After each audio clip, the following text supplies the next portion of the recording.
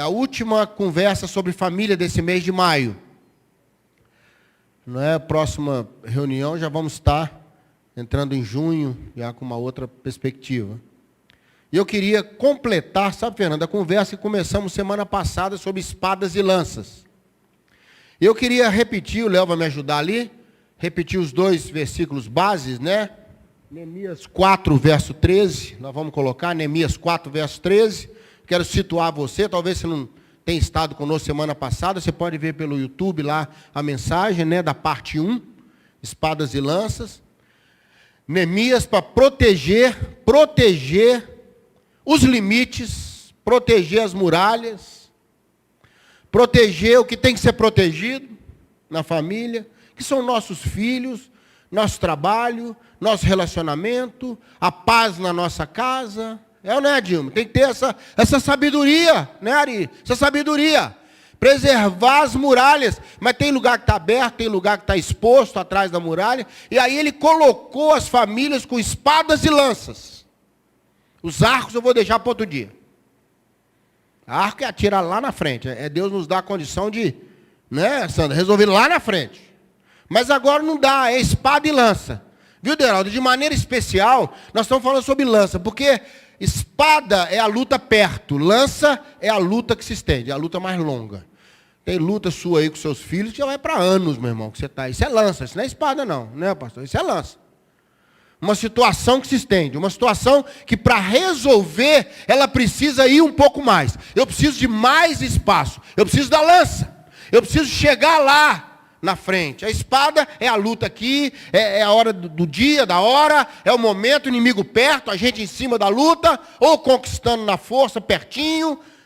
Mas a lança, e é sobre isso que eu quero falar um pouquinho, falamos semana passada das lanças que vêm, e hoje eu quero falar das lanças que precisamos avançar.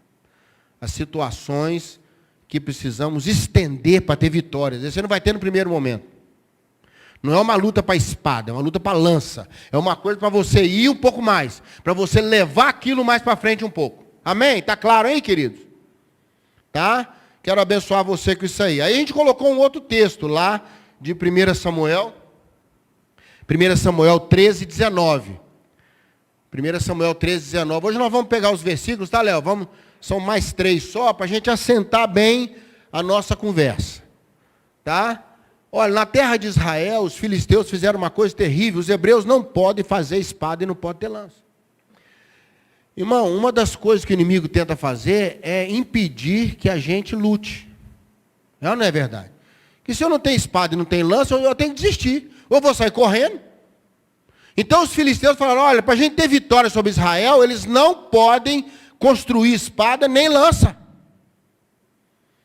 Não pode, nós vamos fazer isso. Se eles quiserem espada e lança, tem que vir aqui, nós temos que fazer. O inimigo quer controlar nossas lutas de perto, nossas lutas de longe. Quantas pessoas eu vejo que em vez de lutar, fica esperando alguma coisa, até do inimigo para chegar, alguma notícia, alguma oportunidade. Falei, irmão, às vezes a fé é que empurra a gente. E a fé é a certeza das coisas que eu não estou vendo. É uma certeza dentro. E é tão interessante que a maioria das certezas que nós temos, e não precisa ver, não. Não precisa ver, não. Aí eu tenho certeza que aquela pessoa não gosta de mim. Mas você já viu alguma coisa? Não precisa ver, não, irmão. Não precisa ver, não. Só o jeito que ela fala, o tom de voz, as mensagens que manda, não é? Ou não manda. Mas não manda, você manda um WhatsApp assim, urgente, preciso falar com você. 3 dias depois ela fala, ó, você me mandou uma mensagem, né? Você fala, puxa vida, cadê o urgente? Para onde que o urgente saiu desse WhatsApp que a pessoa não viu? Né? Tem coisa que não dá para você ficar esperando. Não é? Se bem que é urgente mesmo, você não manda mensagem, você liga. Né? Quando é urgente mesmo, tem que correr atrás. Mas sabe, o texto fala que o inimigo não quer que a gente tenha lança. Mas em nome de Jesus, você vai ter a força, a sabedoria e a graça para estender situações de solução. Amém? Você fala, ó, eu vou mais. Ainda não deu agora, mas eu vou mais. Eu vou mais um pouco. Eu vou lá na frente. Eu vou empurrar isso. Tem situações que você tem que ir, avançar, ir mais na frente e resolver. E eu separei 3 na palavra de Deus. Há muitos textos sobre lanças, mas eu quis ficar nesse foco da família, eu quis ficar nesse momento de proteção. E teve alguns momentos muito importantes. O primeiro deles aconteceu com o filho do sacerdote, o neto, chamado Finéias. Números 25, 7. Põe para mim, por favor. Eu vou te dar o contexto para você entender isso aí. Israel ficou acampado na terra dos Moabitas.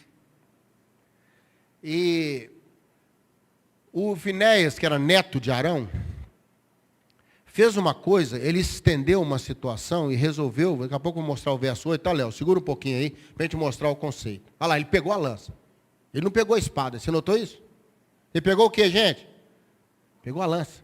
Ele falou, esse negócio eu vou resolver, para resolver lá na frente, para não criar um problema lá na frente, eu tenho que resolver isso mais lá na frente. Israel ficou acampado na terra dos Moabitas, e os homens se envolveram com as Moabitas. E se envolvendo com as Moabitas, aceitaram os deuses de Moabe. Isso trouxe muita confusão no acampamento, porque eles queriam introduzir os deuses através das suas esposas moabitas. E uma praga aconteceu no acampamento. Uma peste, é o texto que usa lá. Foi um problema generalizado lá. Normalmente peste, quando fala na Bíblia, é coisa de bactéria e tal, tá, gente? É um negócio que deu assim, um problema que deu. E começou a afetar, ia morrer gente, a praga começou a correr, e ninguém resolvia, até que Moisés foi tomar uma posição. Aí um dos príncipes de Israel, príncipe da tribo de Simeão, um príncipe para afrontar, buscou a esposa dele, que era uma princesa midianita, daquelas terras de Moabe ali, Midian. Levou diante de Moisés, falou, está comigo mesmo, e ela vai ficar aqui, peitou o negócio ali. Uma afronta a um Deus que estava sinalizando, o negócio está ruim, me busca para resolver. E ele afrontou, e pegou a mulher e saiu assim, de maneira terrível. Você vai ver lá, números 25, se você ler lá, pode acreditar, está lá. Levou para a tenda dele e falou, não vou tirar, e ninguém mexe, acabou. Quando Finéias percebeu isso, irmão, quando Finéias viu isso, ele pegou a lança. Agora pode pôr o verso 8 aí.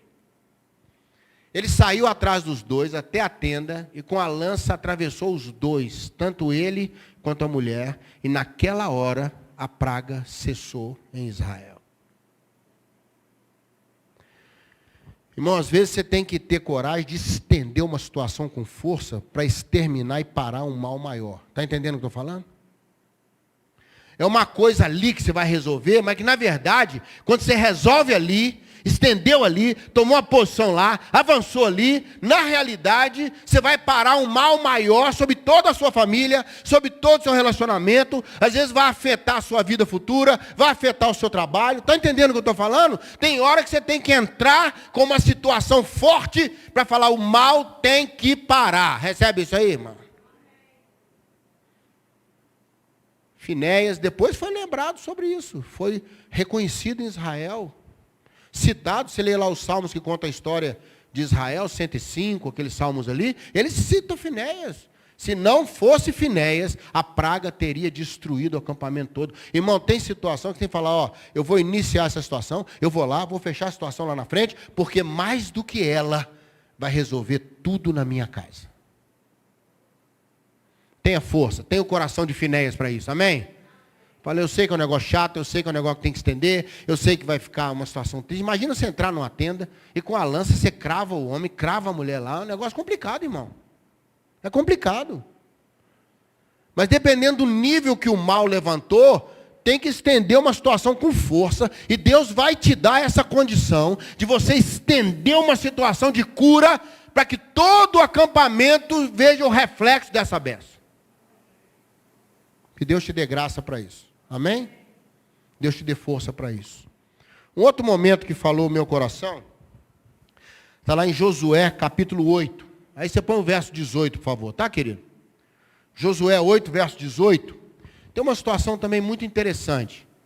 Israel tinha destruído Jericó de uma maneira muito milagrosa. Caíram os muros duplos. O que é muro duplo? Tinha uma muralha, um espaço, uma segunda muralha. Jericó tinha muralha dupla.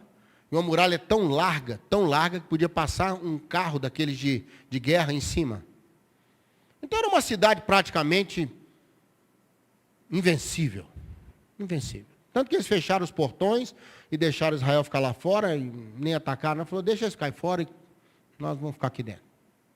Fecharam os portões. E de maneira muito milagrosa, Deus derrubou as duas muralhas, não foi? Derrubou as muralhas. E fez uma brecha nas muralhas e eles entraram. Eles entraram e venceram. Logo atrás de Jericó, tinha uma cidadezinha, que na verdade era uma aldeia militar. E ela tem um nome que você pode escolher como falar. Você pode falar aí ou pode falar ai. Depende de como é que você está. Se você tiver como Josué antes de Deus dar essa tratada aí com a lança, é ai. Se você for atacar depois que Deus te tratou com a lança e colocou uma situação na sua mão de vitória, é aí. Era uma aldeia militar, um posto avançado, e os soldados levaram as famílias, sabe, pastor? Então, acabou virando onde tem mulher, tem filho, começa a vender, comprar, começa não sei o quê, virou uma pequena aldeiazinha, e ali tinha uma guarnição só. Aí Josué falou, isso é só uma guarnição, Jericó, que era poderosa, tiramos de letra, Deus arrancou os muros, não vou mandar a tropa toda não, vou mandar só um grupo de soldados para vencer. E eles foram massacrados, foram destruídos, Josué ficou arrasado, porque havia um pecado lá na situação de Jericó. E eu fiquei pensando, às vezes grandes vitórias criam grandes armadilhas para nós. Um homem chamado Acã pegou coisas lá da cidade, escondeu na tenda dele, quando a ordem foi, nada, você não tira nada desse negócio da vitória, nada. Pega só sua vitória e vai para frente. Não leva nada disso, não. Porque às vezes é um resíduo, é uma coisa que fica, e que depois vai te prender lá atrás.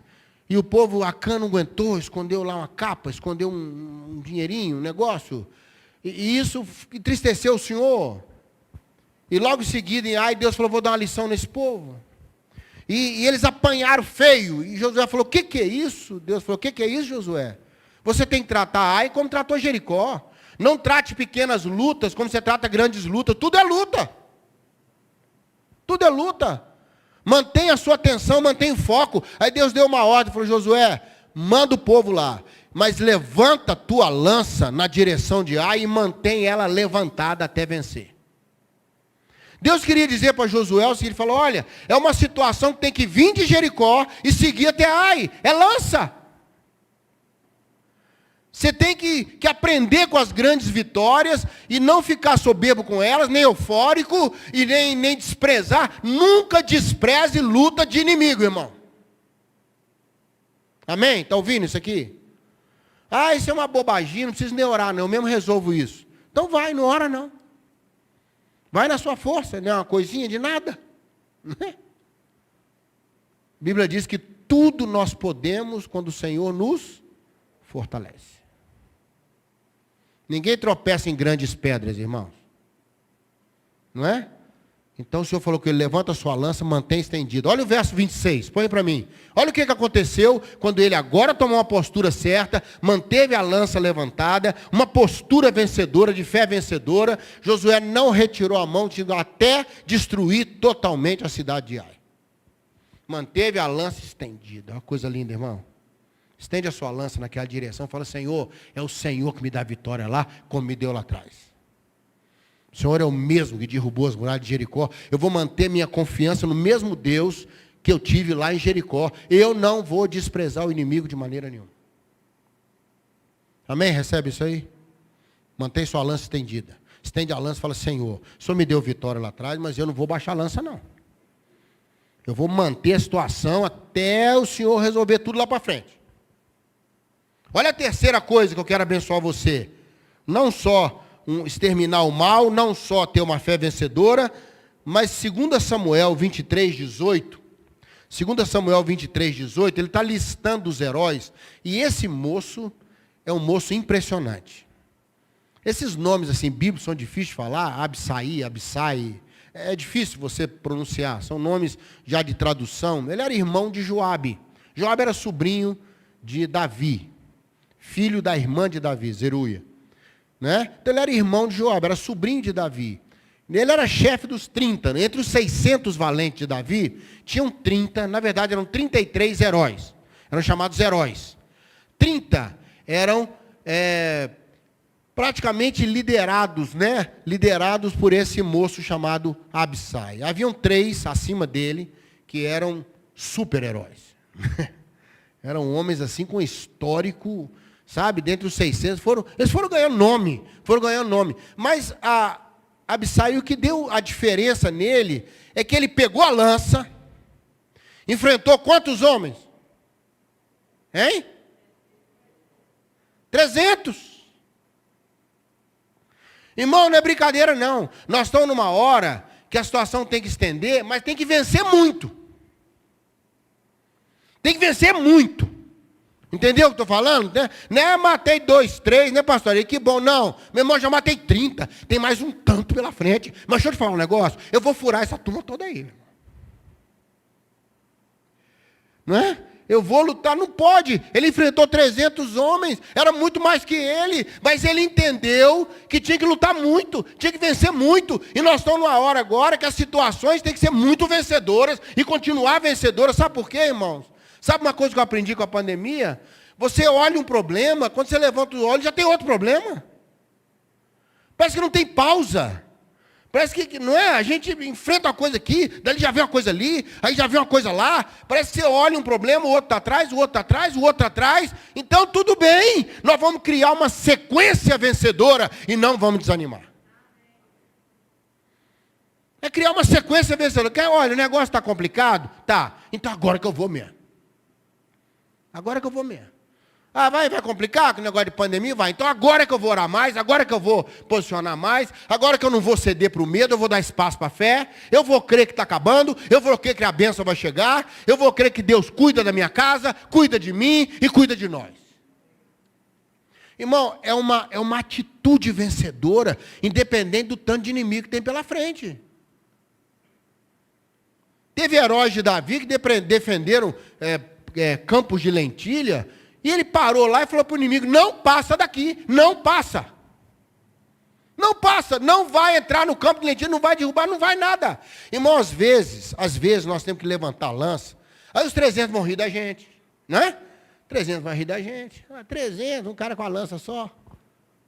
Mas deixa, porque quem vai rir no final é você, meu irmão. Quando acabar, você vai falar igual Paulo, completei a carreira. Combati os combates que eu tinha que combater. E não perdi minha fé no meio do caminho. Não perdi minha fé. Guardei a minha fé. Guarda a sua fé. Ela não tem nada com os problemas, não tem nada com as dúvidas. Ela é a chave. Ela é a chave. Se você joga a chave fora, você não vai abrir porta nenhuma mais. Então levanta a sua lança, põe esse coração de Abissai no seu coração. Esse moço era impressionante. Davi matou Golias. Logo depois, um irmão de Golias, chamado Esbi-Benob, até o nome é feio, né? Eu acho que o nome já era uma arma de guerra, né? Esbi-Benob era um irmão de Golias, gigante também, e ele veio enfrentar Davi. Davi foi para lutar com ele, só que Davi estava muito cansado. Davi não era aquele menino de fé simples mais, já era um homem, um rei, já estava envolvido, já teve outras coisas, teve uma história de vida. Davi deve ter ido já diferente, só que ele estava muito cansado. E Abissai percebeu que o gigante poderia matar o rei Davi. Eles estavam fazendo um duelo de heróis. O que é duelo de heróis? Um soldado representava um exército, o outro representava outro exército. E ele viu que Davi poderia ser envolvido. E na ética de guerra, na época, você podia assumir o lugar do duelista e lutar no lugar dele. E é isso que ele fez. Ele põe Davi de lado e falou, ô Esbi, seu negócio é comigo agora aqui. Ó. O problema é que o Esbi-Benob veio preparado para Davi. A lança de Golias era gigante, era uma lança pesada, era uma situação pesada, era uma situação forte. Golias é aquela lança, irmão, comprida, pesada, é um negócio, você fala, meu Deus. Mas isso atrapalhou Golias, porque Davi era rápido, Davi era um jovem, 17 anos. Se movimentou, todo aquele peso da situação só facilitou para Davi. Aí Esbi-Benob falou, eu tenho que ir com uma lança mais curta. Eu tenho que ir com uma situação mais afiada. Só que ele estava pensando em Davi. Quando Abissai assume a luta, ele falou, Abissai, eu estou preparado para Davi, não para você. Meu irmão, o inimigo tem sua estratégia, mas Deus também tem sua carta na manga. Deus tem sempre um Abissai quando seu Davi estiver cansado. Pode ficar tranquilo, tranquilo. Aí o gigante assustou. Irmão, Davi gastou um capítulo para matar Golias, Abissai gastou um versículo para matar esse menino. Sentiu? Um versículo. Aí Abissai tomou o lugar de Davi e matou o gigante. Davi não, o cara veio 40 dias e vai, e roda, e vai Saúl, e vai não sei o que, conversa, e armadura, dá volta, né? Golias é pesado, Golias é do capítulo. Mas quando Deus nos dá o recurso, nos dá o Abissai, o cara que vence, tudo que é maior que ele, irmão, sabe como vai ser o crente campeão depois da pandemia? Que não se intimidou, irmão. Deixa eu deixar uma frase para esquentar seu coração. Se cuide, mas não se encolha. Se cuide, mas não se encolha. Não fique menor. Eu não posso fazer nada. Eu não vou fazer nada. Ai, meu Deus. Ai, que situação. Meu irmão, você vai se cuidar. Você não é ingênuo. Você não é tolo. Nós não somos irresponsáveis, né, pastor? A igreja está aqui, ó, cheia de recursos, distanciamento. Lá na porta confere temperatura, confere tudo certo. Tudo certo. Mas eu não vou sair menor depois dessa pandemia. E muita gente vai sair menor depois da pandemia. Um crente menor, uma fé menor, uma esperança menor. Mas em nome de Jesus, você vai pegar a sua lança e você vai matar 300. Você vai romper e falar, Senhor, depois você vai olhar para trás e falar, meu Deus, nem eu sei como é que matei tanta gente. Porque a hora que a adrenalina batia na batalha, não era brincadeira não. Adrenalina em cima e, não é? E sangue para todo lado. Quando acabava a luta, o cara deve ficar...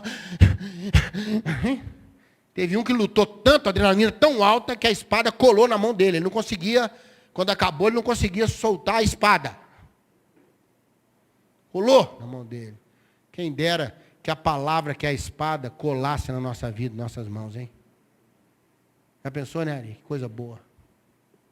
Vamos orar? Vamos empunhar a lança quando precisar? Vamos estender a situação que tira o mal? Vamos estender a situação que nos ensina a respeitar o inimigo, mas também manter a palavra do Senhor em cima? Vamos ter aquela fé vencedora, aquela lança que mata 300, irmãos.